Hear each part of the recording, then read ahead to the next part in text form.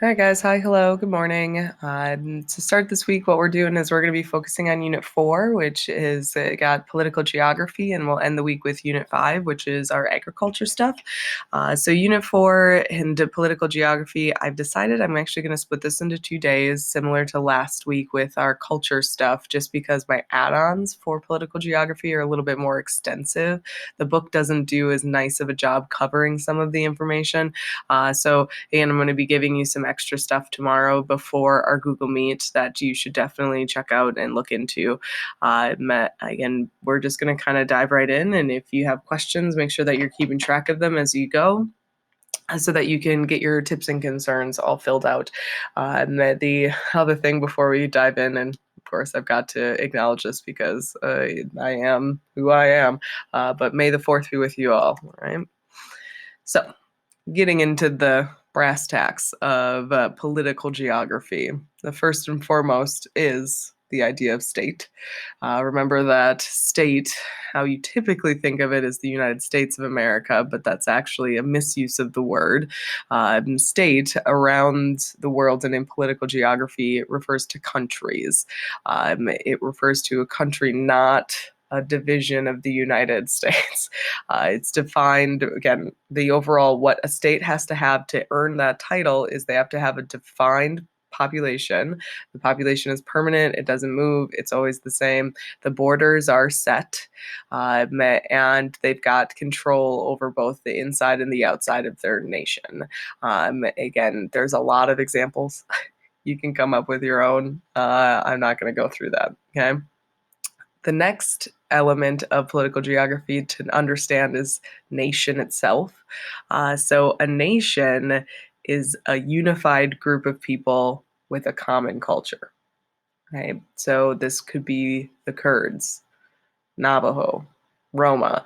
Again, it's the French. It is American. It is Chinese. Oh, not Chinese. Is a little bit rough. It is Japanese. These are groups of people who share a common culture, who overlap, who feel close and have allegiance to each other, right? A nation state is where the state definition, the population within those permanent boundaries, they are a nation, a unified culture with common commonalities amongst each other. At least 90% have to be that for it to be a nation state. So you just, when you're looking at this, you have your definition of state, your definition of nation. Nation state is they overlap. Okay, a good example of this is Japan, and you've got Armenia, Iceland. These are all different examples. Other sort of basics to understand and remember about political geography. We got to talk a little bit about Antarctica. Antarctica is something that is neither, and it doesn't have a nation, and it's not a state. There are no permanent residents there, so it doesn't belong to one country, but the resources there make it very desirable to people. Excuse me. Overall. Okay. This is something that we talked about again in the first semester with us, the idea of heartland and heartland rim theory. We'll talk about that later. Heartland is just a core area where economic development is greatest.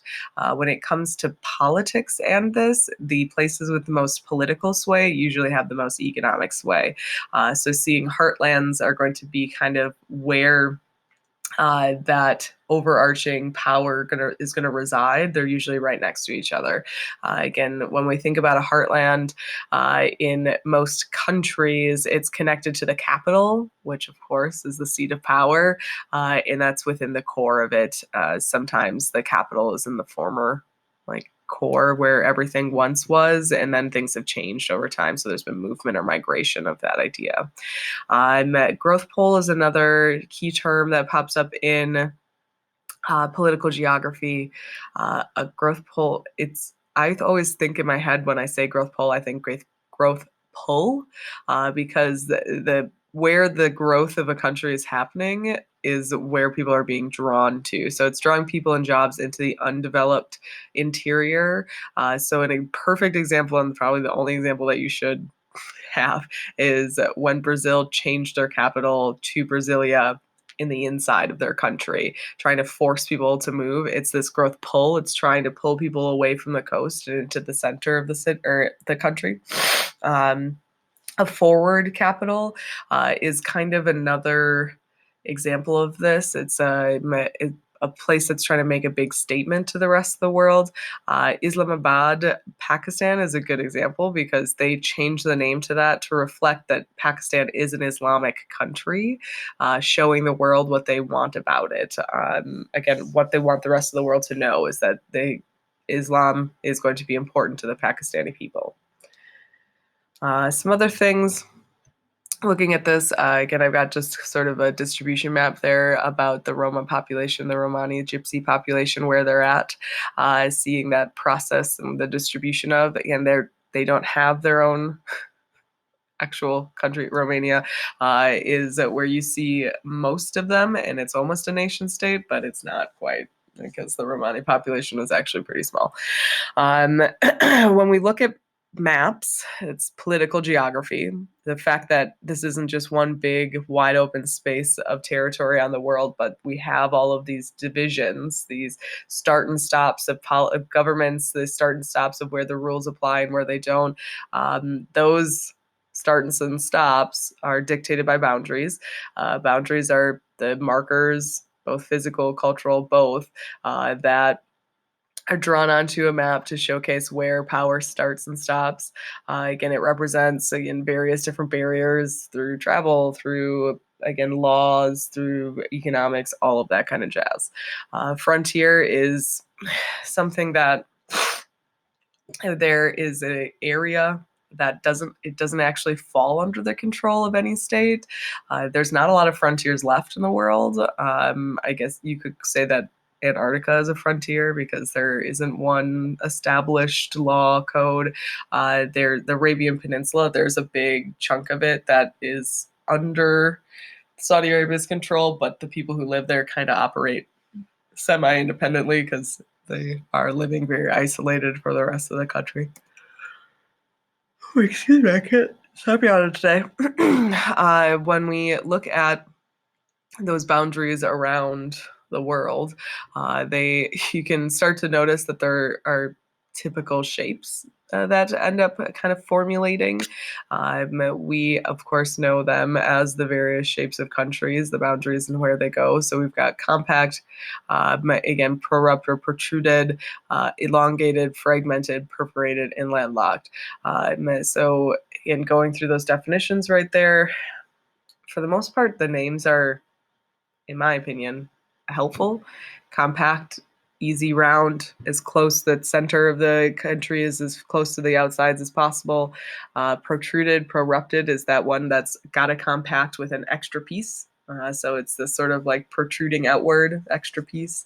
Elongated is long and skinny. Fragmented is broken into pieces. Perforated is that hole is poked out of it. That's what perforation is to poke a hole. And then landlocked is the country that falls into that hole, that has no access to water overall. I've got examples over there, but you should also have an example that you can, again, draw up in your brain, in your mental map of the world, so that you can see that yourself and not have to try and memorize examples that you don't recognize, right? When it comes to the creation of these different states around there are different types of boundaries that we're going to go through. One is physical. Physical boundaries are using landforms to separate the different states. When the states were first being figured out, it was a natural stopping point because they're difficult to traverse, to get past. So usually waterways like like rivers, mountains, deserts, those are all things that would, again, make a natural boundary. Cultural is using, again, that differentiation of groups. Sometimes it's ethnicity that dictates that. Sometimes it's culture when it's separate from each other. Oftentimes, again, in the modern age, they tried to draw lines to keep ethnicities and groups separate from one another during colonialism. No, they didn't care. They had no real, again, the motivation to do that. A good example of a cultural boundary is the Oh, I really can't stop writing. I'm so sorry. The British partition of India.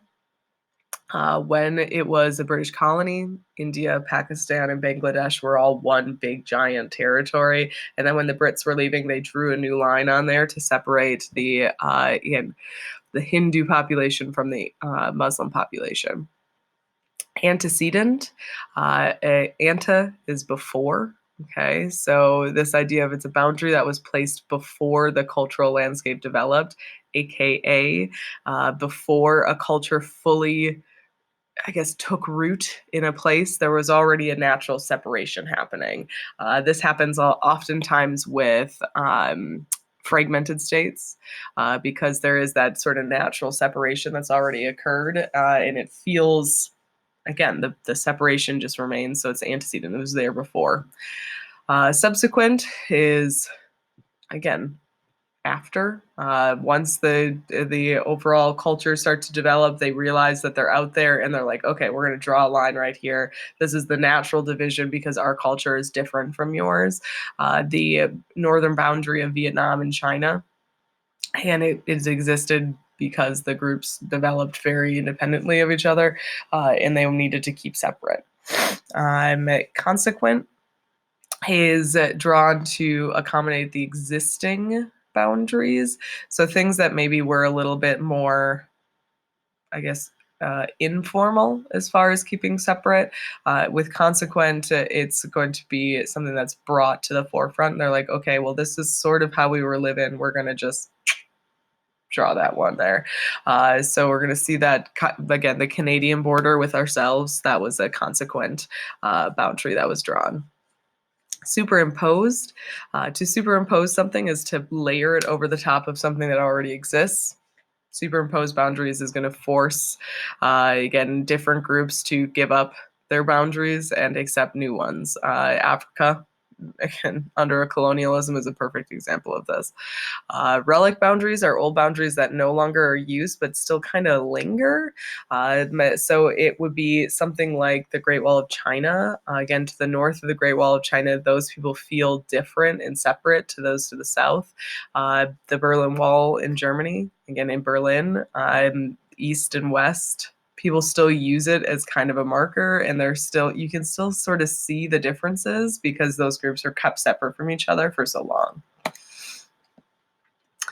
So when it comes to political disputes, historically, most conflict between different political units is about land, about where boundaries lie and who's in control and who wants to have more power and who's looking, again, so on and so forth.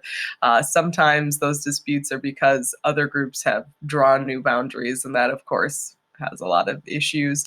Irredentism is a situation that arises when an ethnic group supports and seeks to reunite with the ethnic population in a neighboring country. So that you could see irredentism with the Kurds because they're trying to reunite their groups that have been separated into different countries in the Middle East. Somalia was another one like this, where they had kind of these exclaves of their same ethnicity living outside of, and they're trying to push for a reuniting. Disputes also can happen because of natural resources, because especially if they lie right where a boundary is drawn. Kuwait and Iraq, their neighbors, and their oil deposits, they go right underneath the boundary line. And there was, during the Persian Gulf War, a major issue regarding who controlled it. Where did the control start and stop? The idea of a nation state, okay, of this political state item that we overall can utilize in this modern age. Before, again, the state was different, but it's not until the 1930s, 40s, 50s that we really kind of hone in on what we actually, as a world, recognize as being a state, a nation, and a nation state. This is created by Frederick Ritzel, who we talked about last, again, with ethnicity. He was a German geographer, and he's the one who came up with that idea. Remember, he's the Lebensraum, Nazism. The modern political state, it basically compared the idea of a political unit or a state to a living organism that needs to expand to survive. This idea that there needs to be enough living space for the population, a nation, and it should be all the same. Of course, Germany used this in a terrible way, trying to justify all of their takeover in the days leading up to World War II. Though after World War II, we still kind of use the same thing where we looked at it and said, well, we would like ethnicities to be able to have enough space to live together and control themselves and make their own decisions. And that's what led us to the nation state idea. When we talk about political geography and disputes in particular, imperialism and colonialism have to be talked about because again, most political issues stem from this. Nations, again, states to this day are still dealing with the aftermath of this process. So imperialism is, again, the use of military threat, cultural dominance, economic sanctions to control a country and its resources. Colonialism is the same. It is controlling a territory outside of your home territory. When we're looking at this process today, many countries with multi-ethnic populations, they still suffer conflicts because of colonialism. They drew the boundaries and they didn't take into consideration that there were groups together that didn't want to be together, that never should have been together under the same government. And after those European powers left, the boundaries usually stayed the same, which was a mistake. When we talk about colonization, imperialism, colonialism, all the same thing. There is the process of decolonization and like decompose, deconstruct. It's to take something apart. So the process by which former colonies gain their independence. The United States went through decolonization, Latin America, Africa. There aren't a lot of colonies still left today. There's mostly small islands and places that they don't have very big populations. Okay, so this theory that you guys have asked me about before. So the Heartland-Rimland theory is something that was created by an English geographer, and it was developed to justify European colonialism during the 1800s. Okay, so thinking the early part of the 1800s, it claimed, right, that the core of Eurasia, right, is the heartland, and all of the territories around it are the rimland. Okay, so heartland, remember, is economic, political sort of focus where the power lies, and the rimland is everything around it. So with this here theory, the position of the core, heartland, is meant to dominate the world. Russia was ultimately, again, plays a large role. They need to colonize territories in order to keep the rest of the rimland at bay, kind of keep them sort of separate, I suppose. The fact of the matter is that if Russia had wanted to, because it was the largest country in the world, it still is, land-wise, that they could feasibly, based off of this theory, take over the entirety of the world, and that would be justified, which is a lot to take in. So when we look at this idea, the Heartland-Rimland theory, when it's first introduced, has a particular meaning, and then later on, it actually kind of changes. The Heartland-Rimland theory and then becomes much more concerned with the idea of containing communism. Of course, Russia being the first, again, communist nation to exist in our whole world. And so there's this sort of offshoot of the Heartland-Rimland theory, which has a lot to do with trying to keep communism in the heartland, try and keep it in close to Russia as much as possible. And a group like NATO, a military alliance that is anti-communist. They're trying to stop communism from bleeding into the countries in the Rimlands, specifically going over into Asia, into Southeast Asia. Again, that containing of communism was further supported by this new idea or theory called the domino theory. It ultimately stated that if a country near Russia fell to communism, I don't know, like China, that countries that bordered China would also fall like dominoes. So the idea that China falls, then North Korea, then Vietnam, and then so on and so forth. And it really fueled a lot of political conflict during the Cold War or the time after World War II came to a close. Other things that we talked about in this chapter, in this unit, one is terrorism. Terrorism is the use of violence in a controlled and intentional way to force attention onto issues. It's usually aimed at a general population and not individuals because, again, they want to spark panic and cause terror. It's tough to determine at times who is behind an attack unless they're very vocal about it and claim responsibility in the long run.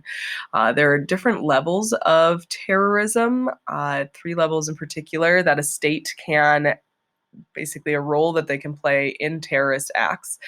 One is they can provide sanctuary to those who have committed acts. Two, they could provide weapons and intelligence and money along with sanctuary. And then, of course, the third and most extreme way that a state, a political unit, can use terrorism to get their goals done is by straight up planning the acts of terrorism. Terrorism, excuse me, is not a modern idea, but the wide scale use of terrorism is definitely much more modern than before.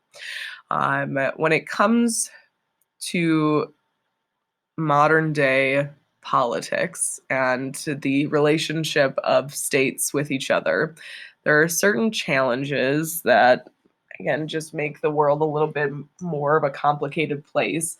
One is globalization. The fact that the whole world is much more connected, mixed up with each other, makes politics messier than it ever had been. And again, that might seem kind of impossible, I suppose, in some ways, but it's definitely not.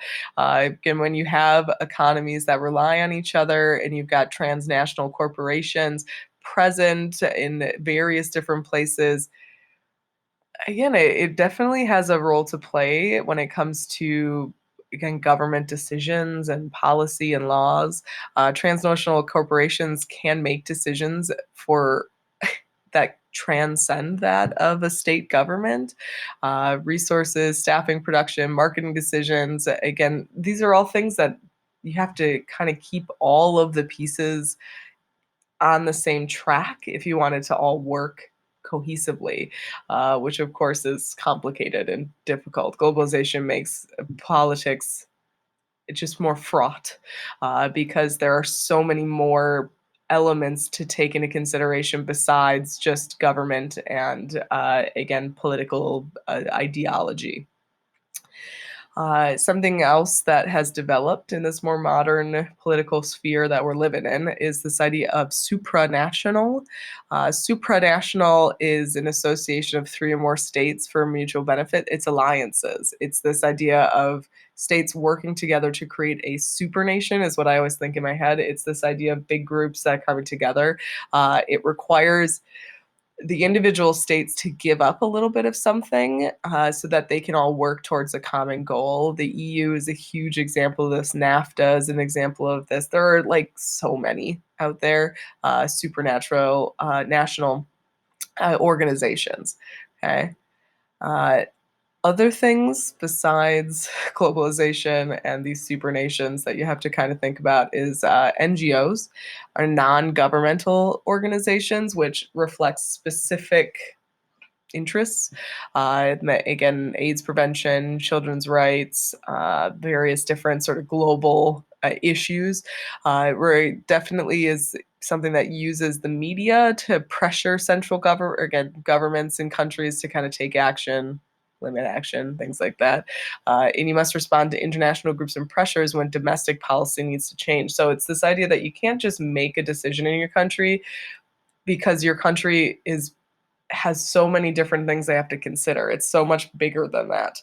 Of course, another element of the New World Order, which makes things more complex, is immigration. The fact that people move and can move so much easier in this modern day than they could before, it creates these new elements to countries, these new, again, populations that, of course, have a lot of again, overall immigration back in the day, once you moved, you kind of, that was it. Like you moved, your allegiance moved with you and you had to kind of get into it or you'd be left behind. We see here that in this modern day, people, those lingering connections again to their homelands are still there, and it can be very difficult because people don't necessarily want to just become part of a country. They're still connected, they're still part of different groups, and that makes political decision making again more complicated. All of this is just the idea that it's more complicated. We're all so mixed up with each other. um, and one of the big things that goes into our definition of state is the idea of sovereignty. Sovereignty is the idea of being able to control the decisions of your country, both inside and outside. Um, when we look at the world, sovereignty has to do with government. Again, governments are what make decisions for your country. And there are three categories that countries can fall into with their governments. There's federal, unitary, and then confederation. Federal is a type of government that gives local political units, like states within a country, some kind of power. So the United States is a good example of a federal state because all of our states have decisions that they get to make, and then we have a central government that is going to also make decisions for us internationally. Unitary is going to, all of the power is in the central government. France, Sweden, China. That's all the central government. They make all those decisions. In unitary states, you can see devolution happen here, which is the breakup of a multinational into smaller pieces within, because one central government might not be cutting it. They might not be making good decisions for everybody. With multinational, remember that's, again, multiple nationalities within the boundaries, multiple nations where people feel more loyalty towards their own individual nation than they do to the country on a whole. And then there's confederation, which is, again, seeing this idea of various different groups making a loose alliance. Again, a confederation of states. I mean, federal and confederation they're very similar, but confederation happens after a large single state kind of breaks down. So the USSR was a good example of a confederation because a lot of those countries that were absorbed into the Union were still allowed to make certain decisions for themselves. Exclave enclave, and it's something, I've got some more examples for you guys here. Remember that it's about perspective. So seeing a country or an ethnicity as being separate from overall. Okay, so seeing this idea, this connection just once more. When we're talking about this idea of political geography, one of the main key ideas is this idea of centripetal and centrifugal. Um, the success of a political state is very much so reliant on the fact that the people, the citizens of that state, have to feel that allegiance and give the state respect. So centripetal and centrifugal are looking at this idea of what brings a country together and what pushes a country apart. So centripetal forces are these unifying. Again, I think in my brain, you pedal towards something, and that's very much just my brain how I remember this. But when it says, again, these unifying forces are coming together, a country will stand strong in the face of conflict and challenge. So, like a charismatic leader is a centripetal force, a national holiday, a national anthem. These are things that make people feel close to each other and they want to work together.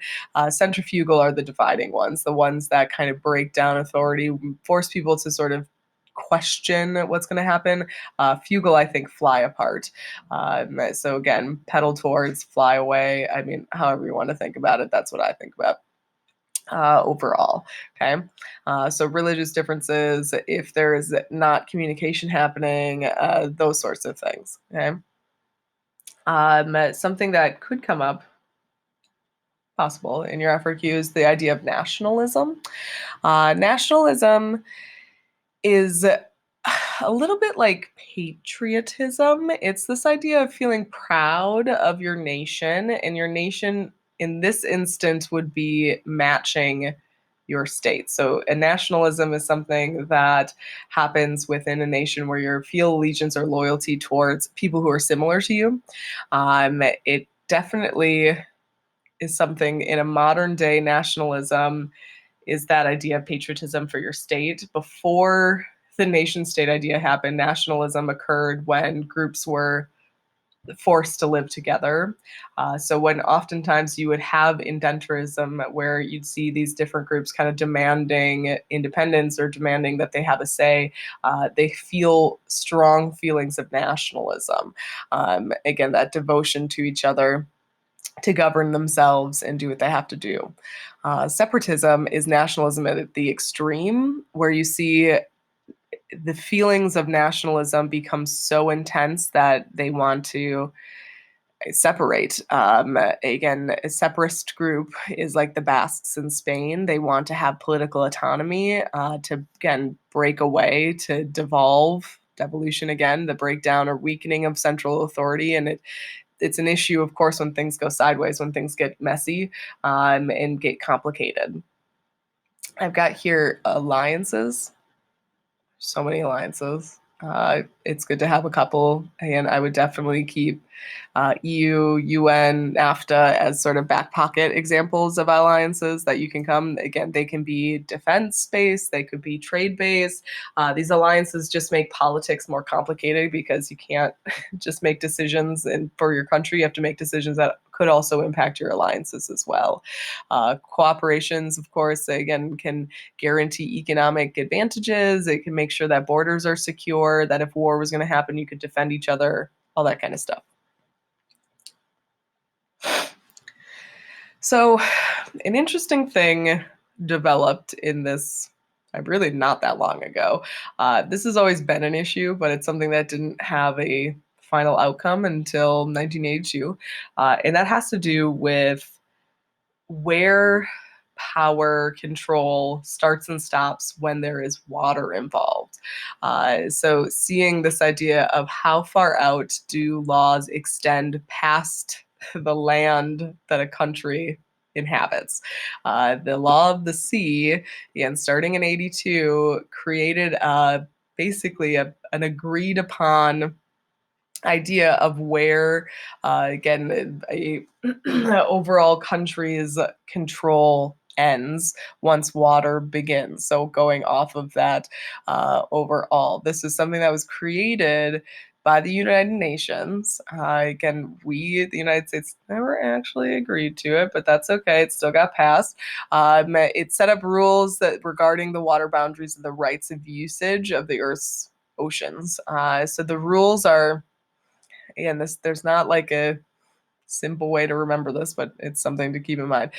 So the first 12 nautical miles from the coast, that country has exclusive sovereignty over it. Their laws extend if you commit a crime within 12 miles of the coast, nautical miles of the coast, that country can still hold you accountable, arrest you, take you to jail. You are, again, overall.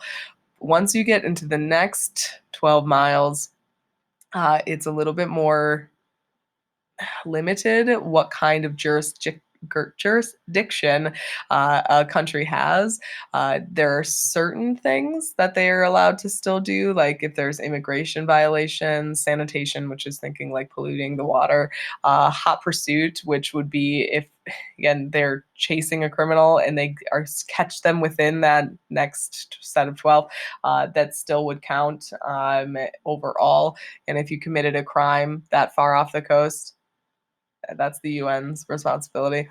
And up to 200 nautical miles is the EEZ, or the exclusive economic zone. Again, the traditional laws of the nation stop, but economic control continues up to that 200 nautical miles. That's where there's natural resources to be explored, exploited, so on and so forth. Beyond that 200 miles is the high seas, which is kind of free for all political states, where the different sort of zones and items overlap. Conflicts still occur, and seeing that process overall, where water is a little bit less. An interesting example of that is what happened in the South China Sea, where China made islands, which changed all of the zones, basically. They're man-made islands right there in that water, which, of course, caused a lot of issues with the countries surrounding them. The last thing we're going to talk about today, and like I said, I've got more things tomorrow that I'm going to kind of throw at you guys as add-ons and extras, is gerrymandering. Gerrymandering is important to the political geography unit because political units, well, governments, I guess, just in straightforward, that rely on voted representatives.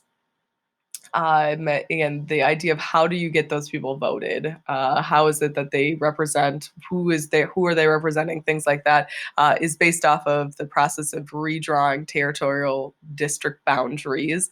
Gerrymandering is taking those boundaries and drawing them specifically to help a certain political party. This territorial organization refers to government representation, and it's about population. It's based off of population. So in representative forms of government, residents of an area, a district is usually how it goes. They elect a representative to stand up for their views, their interests, and the lines are drawn every 10 years, or at least that's how it's supposed to be.